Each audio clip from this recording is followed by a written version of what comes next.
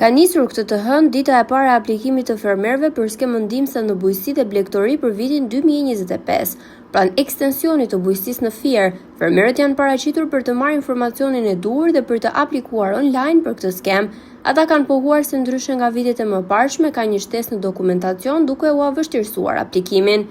Për aplikimin po vjet nuk kanë qenë këto rregulla. Si vjet janë të tjerë thotë bëj skicën e tokës ku e ke, unë që ka tokës e kam marrë.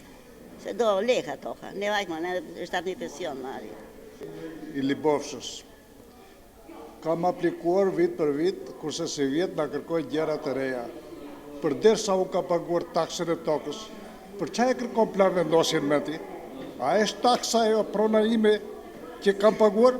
Nëse s'ka paguar taks, aty të marrë shteti.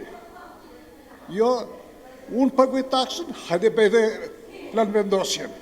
Hajde bëj dhe hartën, hajde bëj ku ke marrë pleun. Unë mbjell misër për bukë. Kam pasur 30 lopë. Edhe misërën e bukës e prodhoj me ple organik, se kam pasur blegtorin, e kam bërë tokën të tillë. Ti më thua mo ku me pleun sot. Ndërkohë këtë mbështetje fermerët e konsiderojnë të pamjaftueshme, ndërsa apelojnë për vëmendje të shtuar për këtë sektor jetik. Ndërkohë thirrja për aplikime në skemën kombëtare të mbështetjes në bujqësi do të qëndrojë hapur deri më datë 30 maj, e cila synon të nxjisë zhvillimin e qëndrueshëm të bujqësisë, të risprodhimin vendas dhe të përmirësojë konkurrenshmërinë e produkteve shqiptare në treg.